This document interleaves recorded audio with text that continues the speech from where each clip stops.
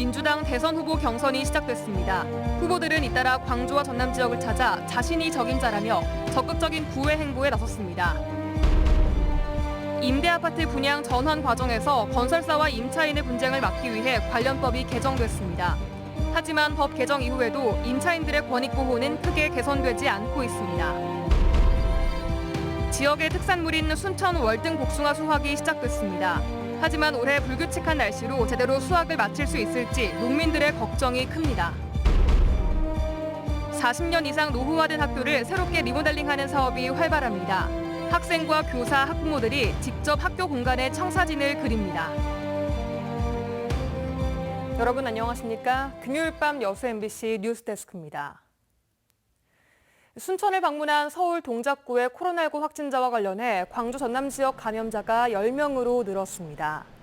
전라남도에 따르면 서울 동작구 2039번 확진자가 지난달 27일 순천 소주방을 방문해 함께 술을 마셨던 친구 2명이 코로나19 확진 판정을 받았습니다. 광주에서도 동작구 관련 확진자와 순천 소주방 등에서 동선이 겹친 3명이 양성으로 판명됐습니다. 이로써 동작구 확진자 발생 이후 광주와 전남에서는 이 확진자의 가족과 친구, 동선이 겹친 손님까지 모두 10명이 양성 판정을 받았습니다. 민주당 대선 후보 경선이 닻을 올린 가운데 다음 주 치열한 경쟁이 예고돼 있습니다. 후보들은 치열한 열전을 앞두고 광주와 전남을 찾아 호남 민심에 마지막 구애 신호를 보냈습니다. 송정근 기자입니다. 민주당 대선 후보 가운데 지지율 1위를 달리고 있는 이재명 지사가 전남을 찾았습니다. 대선 출마를 선언한 이후 첫 전남 방문으로 친문 성향이 강하고 이낙연 전 대표의 지지 기반이 확고한 전남을 찾아 외연 넓히기에 나섰습니다. 특히 김대중 정신을 잇겠다며 전남 지지자들을 상대로 구애 작전을 펼쳤습니다. 서생적 문제의식과 상인적인 현실 감각을 가져야 된다. 제가 만들고자 하는 실용적인 민생개혁, 또 공정한 성장하는 나라. 단일화에 합의한 정세균 전 총리와 이광재 의원도 광주를 찾았습니다. 두 사람은 힘을 합치는 것이 정권 재창출의 가능성을 높이는 것이라며 단일화 이유를 설명했습니다. 민주당 족통임을 강조한 두 사람은 힘을 합쳐 정권 재창출을 이뤄내겠다며 민주당원들에게 지지를 호소했습니다. 전 총리는 이후 최근 문재인 정권의 경제정책을 비판한 광주 카페 사장과 소상공인들을 만나 자신의 경제정책을 제시하기도 했습니다. 또 야권의 유력한 대권주자인 윤석열 전 총장의 장모가 구속된 것에 대해선 국정을 책임지겠다고 한 사람은 여야 가릴 것 없이 도덕적으로 문제가 없어야 한다며 우회적으로 비판했습니다. 재반 문제에 대한 검증을 철저하게 받아야 된다고 생각합니다. 검증을 받는 과정에서 어떤 문제가 생기면 그것은 결국은 법에 의해서 법대로. 1박 2일로 광주를 찾은 최문순 강원도지사도 예비 경선을 앞두고 호남 민심의 지지를 호소했습니다. 청년들 그리고 지역, 비정규직 이를 비롯한 많은 어려운 분들이 잘 살 수 있도록 하는 나라를 만드는 것이 광주혁명의 정신이라고 생각하고 있습니다. 민주당은 내일부터 9명의 예비 후보를 상대로 4차례 텔레비전 토론회를 진행하고 국민 면접 형태의 토론회도 개최할 예정입니다. 흥행을 위해서 경선 면접관으로 김경률 회계사를 선정했지만 후보들의 반발이 심해지면서 이를 철회했습니다. 이런 오락가락 행보가 초반 흥행에 어떤 변수로 작용할지 주목됩니다. MBC 뉴스 송정근입니다. 여순사건 특별법 제정을 기념하는 행사가 오늘 순천에서 열렸습니다. 여순사건 유족과 지역 국회의원, 시민단체 관계자 등 참석자들은 이번 특별법 제정으로 비극의 역사를 해결할 수 있는 단초가 마련됐다며 진실규명과 희생자 명예회복이 이루어질 수 있도록 최선을 다할 것을 다짐했습니다. 한편 순천시는 여순사건 당시 집단 학살이 발생했던 나간 신전마을 금산 분교를 추모의 숲으로 조성하고 특별법과 관련된 학술대회 등을 개최할 예정입니다. 광양의 한 임대아파트에서 우선 분양 자격을 두고 임대사업자와 임차인 간 벌어진 분쟁 관련 내용 얼마 전 보도해드렸는데요. 공공 임대아파트 건설사들이 이익을 위해 기존 임차인을 편법으로 탈락시키던 관행을 막기 위해 최근 관련 법이 개정됐습니다. 그럼에도 주민들은 여전히 고통받고 있다고 합니다. 강서영 기자가 취재했습니다. 그동안 건설사들이 임대아파트를 분양 전환하는 과정에서 기존 임차인을 편법으로 분양 전환 대상에서 탈락시켜왔다는 지적이 꾸준히 제기돼 왔습니다. 분양 전환 대신 새로 분양자를 모집하면 더 높은 가격의 아파트를 넘길 수 있었기 때문입니다. 이러한 관행을 근절하기 위해 공공주택특별법이 지난해 개정됐습니다. 분양 전환 조건이 완화돼 무주택 임차인이라면 무리 없이 분양으로 전환될 수 있게 됐고, 건설사가 임대아파트를 새로 분양하더라도 분양 전환 가격 이상을 받을 수 없게 됐습니다. 하지만 순천의 한 공공임대아파트 단지 200여 세대 입주민들은 분양 전환 탈락이 부당하다는 취지의 소송을 여전히 진행하며 고통받고 있습니다. 주민들은 법 개정에도 건설사가 강경하게 대응하면서 법원행을 피할 수 없었다고 말합니다. 언니네 집은 아무것도 걸리는 게 없는데 언니가 양도했던 사람 때문에 언니가 걸리는 거래 그러더라고요. 그래서 숨을 못 쉬었어요. 아파서. 제가 병원에 입원도 했고. 또 이 아파트 건설사는 개정법을 어기고 아파트를 규정보다 높게 분양해 58억 원의 부당이익을 챙긴 것으로 간주되면서 최근 순천시로부터 116억 원의 과태료 부과를 예고받았습니다. 하지만 오히려 입주민들은 아파트 건설사의 과태료를 걱정해야 할 처지에 놓였습니다. 건설사가 아파트를 담보로 한 세대당 7,300만 원의 주택기금 대출을 받아놓고 모두 상환하지 못한 상태이기 때문입니다. 750여 세대가 사는 이 아파트를 담보로 건설사가 받았을 것으로 추정되는 주택기금 대출 규모는 어림잡아 540억 원. 법 개정으로 이전처럼 건설사가 아파트를 새로 분양해 수익을 낼 수 없어졌고 100억이 넘는 과태료까지 부과된 상황에서 입주민들은 건설사가 대출을 상환하지 않고 부도를 낸 뒤 도주할까 노심초사하고 있습니다. 대출금을 입주민이 떠안게 될까 봐 우려하고 있는 겁니다. 과태료가 징수가 돼야 해결이 된다고 생각하는 것이지만은요. 또 기금대출 상환이나 그러신 분들은 회사가 존재해야 그것이 해결이 된다라고 생각을 하고 있기 때문에 임대아파트 주민들의 분양 전환 과정에서 곳곳에서 잡음이 잇따르자 주민들의 주거권 보호를 위해 법령까지 개정했지만 막상 입주민들의 상황은 크게 개선되지 않고 있다는 목소리가 커지고 있습니다. MBC 뉴스 강서영입니다.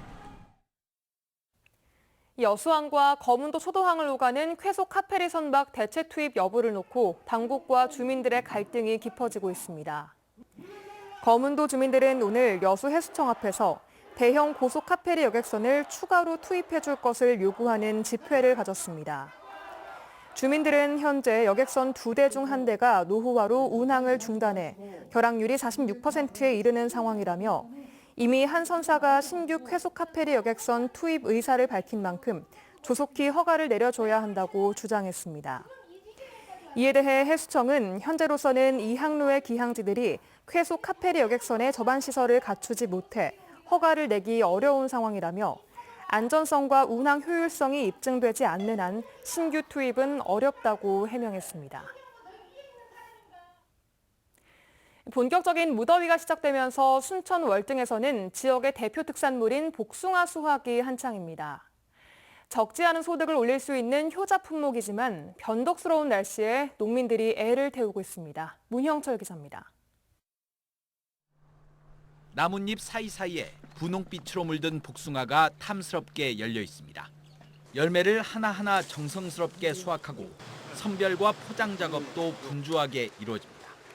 본격적인 여름철로 접어들면서 순천 월등 일대에서는 지역 특산물인 복숭아 출하가 시작됐습니다. 조생종은 7월 초까지 하고 중생종은 7월 10일부터 이제 나가는 거고 여태 고생했던 거 이제 보상받는 거죠. 월등 지역의 복숭아 재배 면적은 축구장 150여 개에 해당하는 110헥타르. 풍부한 일조량과 좋은 토질의 영향으로 당도가 높고 향이 뛰어나 전국적인 인기를 얻고 있습니다. 올해는 초여름 우박 피해도 없었고 가격 역시 2.5kg 한 상자에 3만 원으로 예년 수준을 유지하면서 200여 농가가 총 80여억 원의 소득을 올릴 것으로 보입니다. 하지만 4년 전부터 냉해나 동해가 이어져 일부 나무들의 상태가 좋지 않은 데다 지난해와 마찬가지로 열매가 한창 무르익을 시기에 많은 비가 내릴 것으로 보여 농민들은 애가 탑니다. 작년 여파가 올해까지 많죠. 왜냐하면 작년에 비가 긴 장마로 인해서 나무가 생육이 굉장히 좀 불량하죠. 추위에 약한 중생종 복숭아가 특히 열매에 구멍이 생기는 천공병까지 겹쳐 지난해 큰 어려움을 겪었던 복숭아 재배 농가. 올해는 별탈 없이 수확을 마치기를 간절히 바라고 있습니다. MBC 뉴스 문형철입니다. 40년 이상 노후화된 학교를 대상으로 그린 스마트 미래 학교라는 리모델링 사업이 추진됩니다. 전남 지역에서는 47개 학교가 선정됐는데요. 학생과 학부모, 교직원들이 모여서 학교 공간을 직접 설계합니다. 김한수 기자가 취재합니다. 초등학교 6학년 학생들이 학교에 얽힌 기억들을 작은 메모지에 써내려갑니다. 체육관에서의 학예회 연습, 운동장에서 보름달을 본 추억들이 학교 건물을 본뜬 모형에 붙여집니다. 우리 학교의 운동장에 있는 전자가 있는데요. 거기에서 사진도 찍고 간식도 먹으면서 그 추억들이 많다 보니까 전자 같은 공간이 많이 있었으면 좋겠어요. 학생들의 소망은 실제 학교 리모델링 계획에 반영됩니다. 목포 용호초 등 전국 484개 교가 올해 그린 스마트 미래 학교로 선정돼 내년부터 시공에 들어갑니다. 학생과 교사, 학부모, 지역 주민들이 머리를 맞대 학교 공간에 청사진을 그립니다. 이제 학부모로서는 좀 일단은 안전이 가장 중심인 것 같습니다. 안전하게 진행이 됐으면 좋겠고 아이들 창의성을 기를 수 있는 공간들이 구성됐으면 좋겠습니다. 기울어진 바닥, 성면 내장재 등 노후화된 시설을 친환경 건축물로 탈바꿈하고 놀이 휴식 공간, 개별 맞춤형 학습 공간도 마련할 예정. 또 마을 영화관, 공방 등 지역민들이 이용할 수 있는 공간도 구상 중입니다. 아마 이제 23년 정도면 여러분들이 상상하고 또 기대하는 그런 학교 모습으로 바뀌게 되지 않을까 저도 기대를 하게 됩니다. 교육부는 오는 8월 내년도 그린 스마트 미래학교 대상학교를 발표할 계획입니다. MBC 뉴스 김한수입니다. GS칼텍스 여수공장이 지난달 27일 가동을 일시 중단했던 신규 설비인 MFC 공장의 정비를 마치고 오는 5일 재가동에 들어갑니다. GS칼텍스는 신규 설비인 MFC 공장 스타트 과정에서 소음과 진동, 화염 등의 주민 불편과 함께 열 교환기 부분에 정비가 필요한 상황이 발생해 공장 가동을 중단하고 정비에 들어갔습니다. 공장 측은 정비를 마친 오는 5일 오전 8시부터 공장을 재가동한다고 밝히고 인근 주민들에게 불편을 끼치지 않도록 최대한 신속하고 안전하게 공정 안정화를 진행하겠다고 덧붙였습니다.